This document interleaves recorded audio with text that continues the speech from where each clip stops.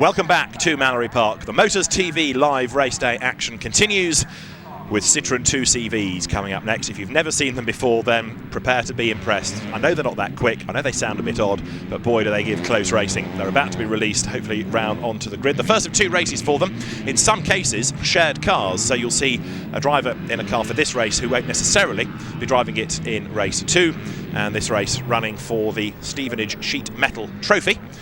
And it's not just on track that there are Citroëns here.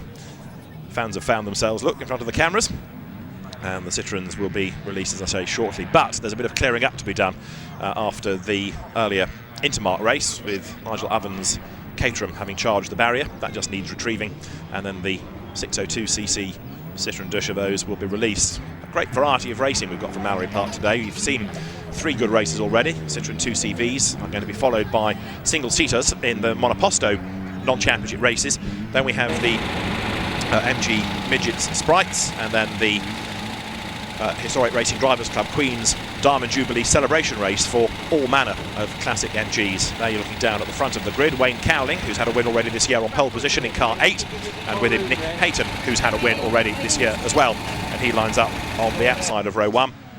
Behind them, car number 97 is Peter Sparrow, very, very successful driver, Peter, and he shares a car with Martin Harrold, so he'll do one race in this, but he's got another drive in a separate car for race 2, so he's got the chance of a couple of wins, albeit in different cars here. There's the pace car ready to collect everybody, and I think up at the hairpin, all is good. Looks like the circuit is ready to receive cars once again, so shortly the 2 CVs indeed now are going to be released.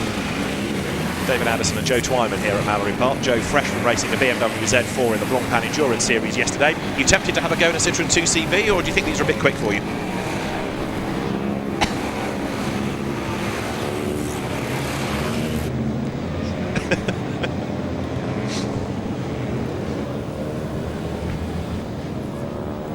Now the car's working their way around Gerrard's, and as they thread their way onto the back of the circuit, the little front splitters that the cars have got, you're riding on board their 57, which is Peter Rundle's car. So the cars make their way towards the S's. Now this again, a circuit with these sorts of cars, Joe, where they can slipstream very, very readily. The shape of them helps slipstreaming, the circuit helps it as well, the nature of it, so this should be a cracking race, assuming that the cars last the distance. That looks a rather smoky one already, doesn't it, the car there of Adam Bollins heading down towards the S's. Yeah, I mean, whether they slipstream or not, I'm not sure. As you say, the front splitters on the cars, I'm not sure are standard, and you never know, they might be generating a bit of downforce. Not really sure. Well, we'll find out in a moment. Traditionally around here, these cars always deliver plenty of action, and you don't have to be anywhere near the front of the grid to still get a good result out of this. Phil Myatt, somebody to watch, the Memorial Stonemason, who had a spell in Formula 4 prior to that in the Rover Turbo Championship. He drives car number 63. Go back many, many years, he was the dominant driver in the 750 Motor Club's 750 Formula Series, and he had a win at Alton Park. He shares the car with Sandro Proietti, so Phil will do just one race, but from the third row of the grid, 63 Phil Myatt could well be a race winner. Out of the hairpin, down to the Devil's Elbow, we are about to go racing. 10 minutes for the Citroën 2 CVs.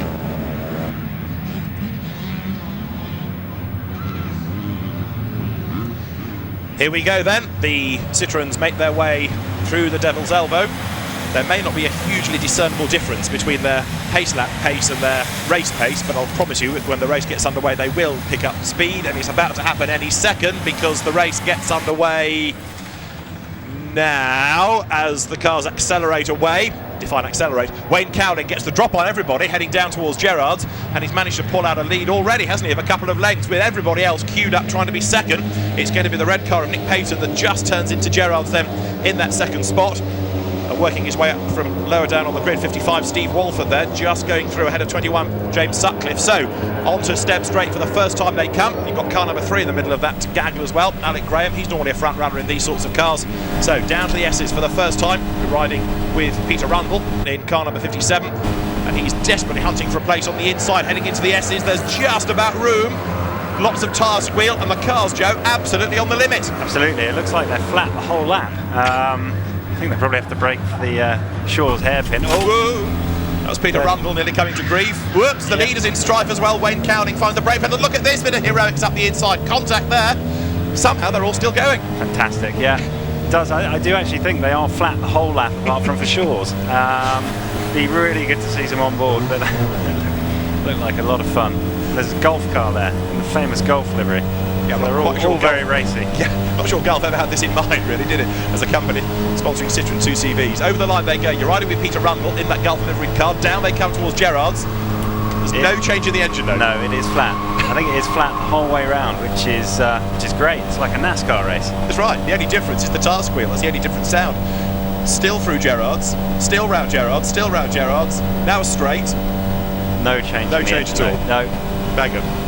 Down to the S's. The race leader is Wayne Cowling. Pete Sparrow, number 97, is on his tail. Pete, former champion. Was that a lift? No, I don't think there's no lift there.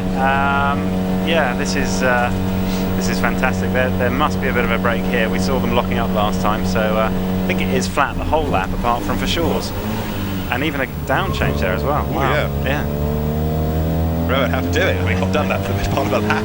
So here they come then. The three leaders starting to bunch up. Wayne Cowling leads the way. In second place is Pete Sparrow. And then in third place, Peter Rundle going with them. Field still pouring its way through the Devil's Elbow. And as the leaders go across the line, up into fourth place now has come number 63, Philip Myatt.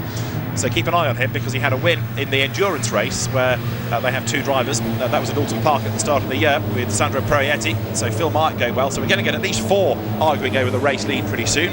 71 there, Richard Hollis, the carpentry teacher, going through Gerrard's. Meantime, onto the step straight once again. Still flat out, of course. Absolutely. And yeah, it's probably just a slipstreaming war now. See who can get the best exit. Sparrow trying to fly up the inside there. Look, going into the S's, number 97. He's right up alongside Wayne Cowling. Wayne's had a win already this year as well. Sparrow goes through them. Pete Sparrow picks up the race lead. Wayne Cowling moves across and just hangs on to second place as they go now down to the hairpin. Oh. Yes, well, you said that they break for the hairpin eventually at different points, clearly, Joe. They're using each other to break, which is one way of doing it. And that gave him another 10 miles an hour coming out of the corner, Wayne Cowling. That biff in the back. Bump drafting their way now through the Devil's Elbow. It's 3 for the race lead. I think slipstreaming definitely does work around here. Philip Myatt's there in fourth place, trying to go with them. Look, the tricolour of France, the red, white and blue colours of Phil Myatt is catching the top 3 on board with Peter Rundle. Here they go, round Gerrard's, foot nailed to the boards. Look like they're moving around a little bit, which is surprising. Yes, they've not got the stiffest of setup, have they, in these cars? No. Onto the step straight. Riding with Peter Rundle then in third place. Now, can he make a move at the S's? Not sure there's a gap there, but he's lining up to perhaps challenge at the hairpin. Wayne Cowling's car really does move around a lot there. Just drifts a little bit to the left, to the right. Pete Sparrow leading the way, heading up to the hairpin now.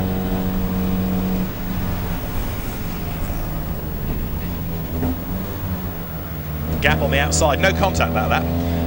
No, he obviously learned the last lap round. Doesn't want to do a radiator or something at the front of his car, so yeah, staying out of trouble that time round.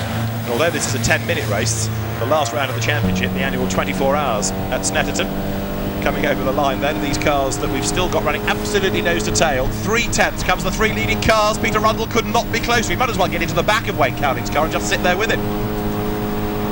Yeah, he's obviously he doesn't want to use his brakes. It's much easier to use the car in front. Each of those 3 leading cars on a different line going through Gerrard's, and yet it all seems to work. Pete Sparrow leading the way. Now he's going to have to make this car wide. We've gone half distance now. We've had 5 minutes. I'm surprised we've not got perhaps more than just 3 in a line for the race lead, but Philip Myatt is getting a little bit closer and he's inching up, and he's taking with him Alec Graham and then Mark Payton, who was up at the front of the grid, remember, so there you can see a line of 6 and there's not much covering them, so it's building up nicely, this lead battle, heading towards the hairpin. Now what can Peter Rundle do? Is there a gap on the inside? Half a gap, but he doesn't really go for it. And look, Phil Myatt in 63, I've been saying keep an eye to him. He's right there with them now in 4th. Alec Graham is there in 5th, number 3. And Mark Payton from the front row of the grid is there in 6th place. So now, Joe, a 6-way battle for the race lead. Fantastic. It just seems that passing is quite a problem here, but we look like we've got a potential move going down into Gerrard's here. And Yeah, it'll be interesting to see if Cowling can find a way through past Sparrow. Absolutely right. And what can Peter Rundle do? Maybe he's just sitting there waiting to pick up the pieces. By and large, driving standards in this series very, very good. You don't get the same bumping and boring. The cars may have a few dents on them, but that's because they've been around the block a few times more than driving standards. Everybody realising that they're all club racers, and everybody does this to a budget, so it's very close racing. It's cheap and cheerful racing, and it's always hugely entertaining, and that's what's happening now. Look, as Wayne Cowling makes his move, drafts his way through on the inside, and Peter Rundle tries to go through as well, and there's nothing seemingly that Pete Sparrow can do about it. So he gets mugged, he goes from first down to third. Good move. He obviously lost momentum going onto the straight, and yeah, was just handed. But it could all change again at the hairpin. Here they come. Rundle defending. To the outside line goes Myatt. Doesn't pay off for him, so he turns his way out of the hairpin. Alec Graham is next. What have we got left? 3 minutes of change on the clock. That is all. And now into the devil's elbow. So Wayne Cowling has done the hard work. He's put himself into the lead of the race. But staying there is not going to be easy. Wouldn't have thought so, and it looks like we've got some back markers coming up, so that could play a crucial part in the final few laps of this race. Love the teams urging them on as they go past the pits. They're trying to encourage the drivers along a little bit, not that they need much encouragement. So as they turn their way now out of Gerrard's, Wayne Cowling leading the way, and he's trying to break clear. And look at this, almost everybody else trying to be second. Squeal of tyres as they go through Gerrard's. And Pete Sparrow is coming back, isn't he? Look at Peter Rundle, he's virtually pushing him along Steb Straight. And they're going to be 3 wide, are they? Not quite. Rundle gets squeezed out of it in the middle, so he goes to the inside line and trying to stay in somebody's slipstream there. Look, is Sparrow, and Phil Myatt comes up on the inside in 63. He takes third place, and Myatt now, with 2.5 minutes of the race still to run, is looking like a real threat for a race win. It's fabulous stuff, this, isn't it? As Joe points out, back markers up the road as well. 47 is the car of John Davis. They're going to be having to lap pretty shortly. So Rundle it is, ahead of Cowling. He's managed to get himself into the lead of the race. Can he hang on in there? Here they come. Phil Myatt third. Pete Sparrow is the one that's dropped back over the last couple of laps. Out to the elbow, over the line. So Peter Rundle it is who leads. Do you care about the gap? It's 0.4 of a second, the gap, if you do care. In third place, behind Wayne Cowling, is Phil Myatt. And Sparrow now down to 4th place. Is that the best we're going to see of him? I still think Myatt is going to be good to do even better than third by the end. And now the back markers are ahead. And again, look, everybody on a different line going through Gerrard's. I think it just doesn't seem to matter what line you're on. You just keep your foot flat and drive it around the corner. The back marker staying well out of the way there. Terrified into submission. Wayne Cowling is going to get the lead back, isn't he, on the inside line there, the blue and gold car ahead of Peter Rundle. Here comes Myatt, launches himself up the inside. He's got a tow, he's got second. Rundle's gone back down to 4th as Pete Sparrow's up to 3rd, and Myatt's in the middle of all of this, and Sparrow, look, on the inside, 3 abreast and on the grass as well, 2CV cross style up to the hairpin. Who's going to blink first? Sparrow gets the lead. Up the inside has come Alec Graham in car 3. Rundle's on the inside looking for a gap. The order as they went into the corner is nothing like what it's going to be coming out, and back into the lead, old 2CV master that he is, Pete Sparrow. What a race! Fantastic. Yeah, just well, I wouldn't have bet that at the beginning of that lap. So last lap board goes out. Somebody hide the board. We don't want it to be the last lap. This wants to carry on forever. More back markers. How many for the race lead? Certainly 6. Down they go towards Gerrard's. So you've got Pete Sparrow ahead of Phil Myatt, and then Alec Graham's up to 3rd. Wayne Cowling is down to 5th because 4th is Peter Rundle back up on the inside of him. Now, can Pete Sparrow hang on for another half of a lap? 34 being negotiated there. Andrew Holman. Leaders work their way down the Steb Straight once again. And Sparrow very nearly getting himself boxed in. Has to dart round the traffic there. This could all end in a big heap at the hairpin, couldn't it? It could do. I think. Who's your money on, David? I think Myatt might make a move going into the hairpin potentially. I think you're right. It's going to be between him and Pete Sparrow. Certainly, Sparrow is the man that leads the way. Phil Myatt right on his tail as they come up towards the hairpin. 1 or 2 having to dart off the grass. Peter Rundle with trim hanging off the side of the car there. Look, it's peeling itself off. Goes around the outside of Phil Myatt. But I think Peter Sparrow has done just enough, hasn't he? They've all negotiated the hairpin. He's still up for grabs. 1 corner to go. Checker flag at the ready. Peter Sparrow, great drive by him. He's led, he's lost the lead, he's fought back, and he's going to be in front when it counts. Checker flag at the ready. What a race. Peter Sparrow wins the first of 2 Citroën 2CV races for the Stevenage Sheet Metal Trophy, this one. And as he comes across the line, Phil Myatt is 2nd, Peter Rundle is 3rd, Alec Graham is 4th, Wayne Cowling is 5th, and 6th goes the way of Mark Payson. And they came across the line, those 6 covered by just 1.2 seconds. That's what motor racing should be like. Yeah. Absolutely, I'm really looking forward to the next race. And they're still battling, look lower down the order, because now coming through the Devil's Elbow, 89 is David Watson, who is desperately trying to gain ground, but he ends up in 14th place. And I think everybody in that race had somebody to fight against. And they got 9 laps in the 10 minutes, and Peter Sparrow has worked hugely hard for that. A very deserving race winner, I think. The gap at the flag between the top 2 was 0.273 of a second, and Peter Sparrow doesn't drive that car in the next race. He then will switch into a different car, the one that we have seen John Davis driving in that race, which finished, let's just see, 23rd. So in Peter Sparrow's hands, it will hopefully go a fair bit faster, and will be one to watch as Peter Rundle heads into the paddock, goes to the scrutineering area post-race. Great camaraderie that exists in the 2CV Racing Club, and just wonderful racing. This is Parc Ferme for technical checks. Yes, that's right. Make sure you've not got too much boost, or the DRS is operating as it should. Absolutely. As we say, Mallory Park lends itself to club racing, always gives fantastic entertainment, and that race particularly. So we'll confirm the top 6, because Peter Sparrow was the race winner, but so much went on behind him. Phil Myatt, both Joe and I thinking he might come good. He very nearly did it, didn't he? He was there, but not quite able on the last couple of corners to make the move stick. Peter Rundle 3rd ahead of Alec Graham, Wayne Cowling 5th, and then Nick Payton coming through for 6th place. Another cracking race at Mallory.